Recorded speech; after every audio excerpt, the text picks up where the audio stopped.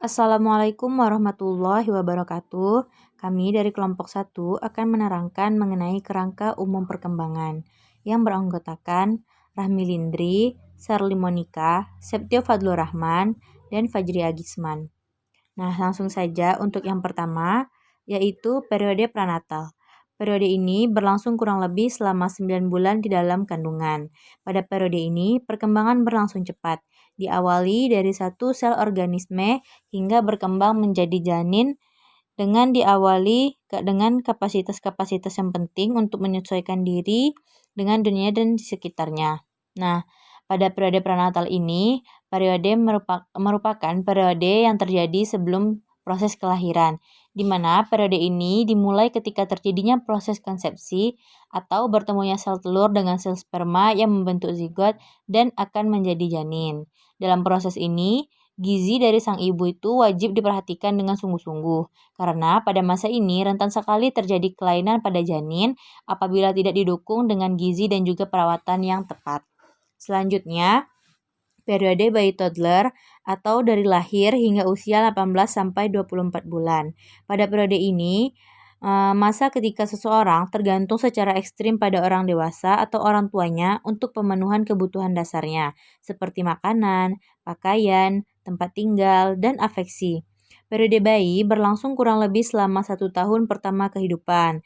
Masa selanjutnya disebut sebagai rentang periode toddler. Nah, yang termasuk ke dalam periode perkembangan ini adalah anak usia 0 hingga 2 tahun.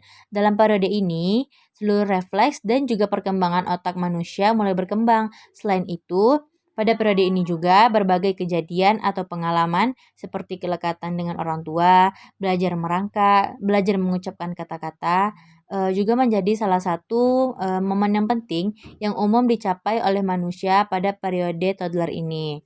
Selanjutnya yaitu periode kanak-kanak awal berlangsung sekitar usia 2 hingga 6 tahun. Pada periode ini, anak-anak sering pula disebut sebagai periode prasekolah.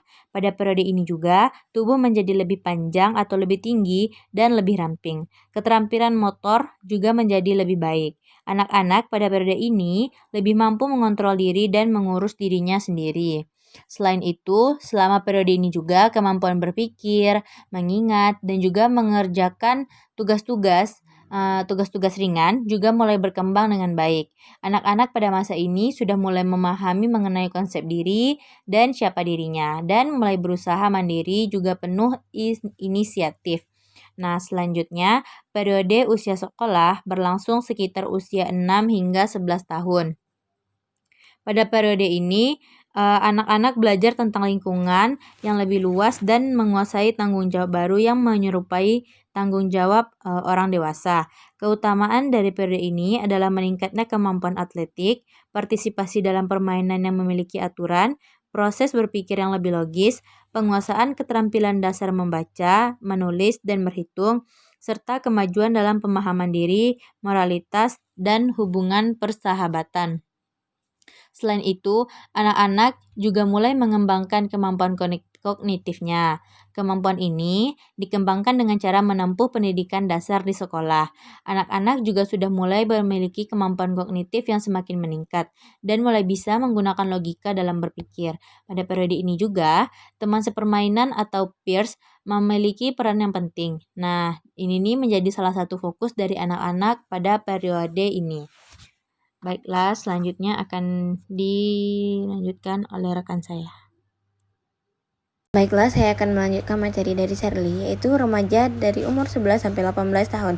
Periode ini mengawali transisi ke masa dewasa. Remaja juga mulai membangun kemandirian dari keluarga dan mulai menetapkan nilai-nilai dan tujuan pribadi. Selanjutnya yaitu dewasa muda.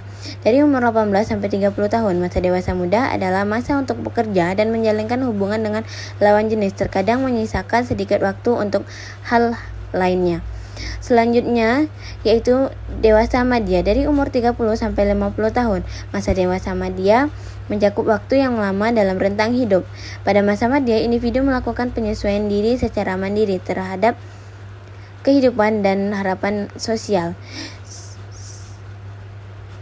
Selanjutnya yaitu dewasa akhir dari umur 50 tahun sampai meninggal. Pada masa dewasa akhir disebut juga masa penutupan dalam rentang hidup pada seseorang, di mana masa ini bisa dikatakan masa yang beranjak jauh dari kehidupan atau masa sebelumnya. Masa dewasa akhir ini keagamaan seseorang cenderung meningkatkan karena pada masa ini merupakan masa perenungan, persiapan, dan perencanaan untuk menghadapi kematian. Mungkin hanya itu materi dari saya, selanjutnya dilanjutkan oleh rekan saya. Terima kasih.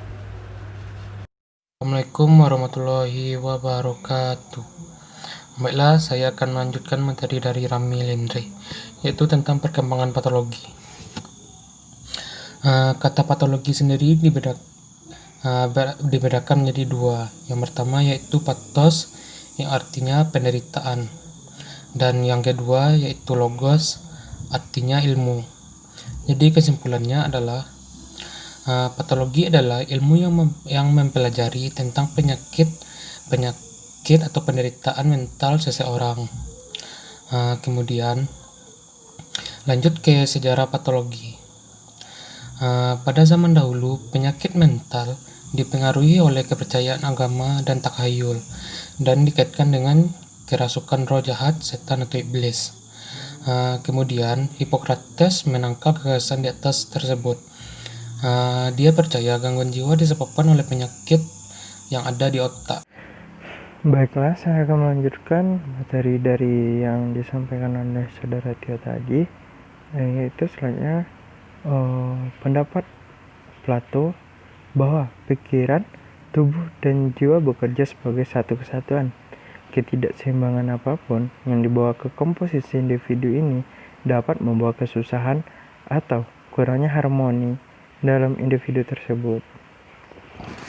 Kemudian pada abad 19, Sigmund Freud membawa metode klinis untuk merawat psikopatologi melalui dialog antara pasien psikoanalisis, kemudian membawa pasien untuk bicara akan berasal dari ide-ide tentang pengalaman individu dan upaya manusia dalam memahami dunia. Kemudian psikopatologi didirikan pada tahun 1913 oleh Karl Jasper. Ia disebut sebagai pemahaman statis dengan tujuannya untuk menciptakan kembali fenomena mental yang dialami seorang klien.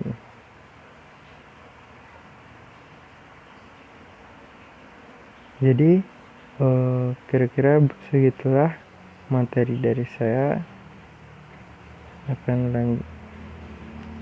Sekian atas perhatiannya, terima kasih.